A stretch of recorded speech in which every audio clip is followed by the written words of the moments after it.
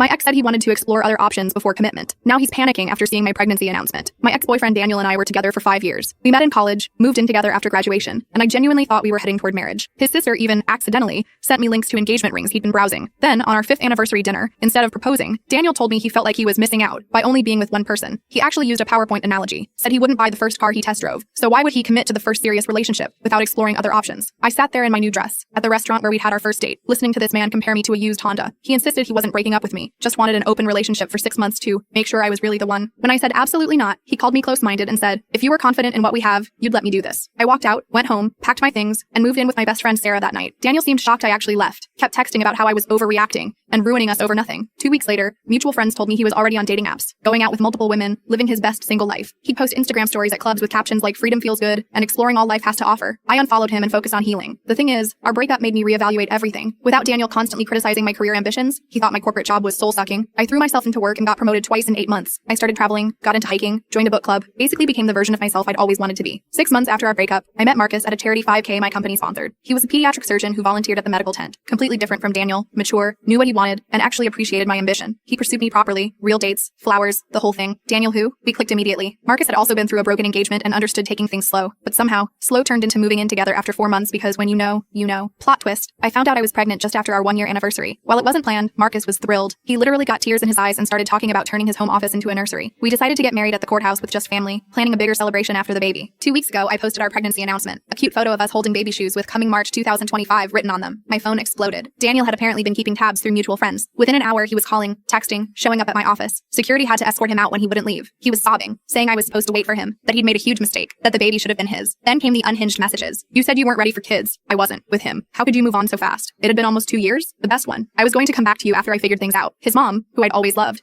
called me crying and apologizing for raising such a fool. She told me Daniel's exploration hadn't gone well. Turned out women his age weren't interested in a 29-year-old commitment phobe who lived like a frat boy. He'd been striking out for months and had been planning to reach out to me to reconnect. He'd even told his family we were on a break, not broken up. His sister sent me screenshots of him melting down in their family group chat about how I betrayed him by not waiting. The harassment got so bad that Marcus got involved. Doctor by day, protective husband by night, he sent Daniel one message. She's my wife now. Our child will have a father who never needed to explore options to know their mother is extraordinary. Move on. Daniel tried to respond with some nonsense about bro code. They'd never met, but Marcus just had his lawyer send a cease and desist. Last week, Daniel made a Facebook post about losing the love of his life to bad timing and living with regret. Mutual friends roasted him in the comments. Someone even wrote, "Hello, didn't you dump her to play the field?" He deleted it within hours. His best friend Kyle reached out to congratulate me and said Daniel had been spiraling since seeing my announcement, saying things like he let his soulmate go for nothing. Meanwhile, I'm sitting here with my feet up, growing a tiny human with a man who knew I was worth committing to from day one. Marcus likes to joke that he should thank Daniel. If that idiot hadn't let you go, I'd never have met my wife. Sometimes the trash really does take itself out, and sometimes it tries to crawl back. But by then, you've already redecorated and there's no room for garbage.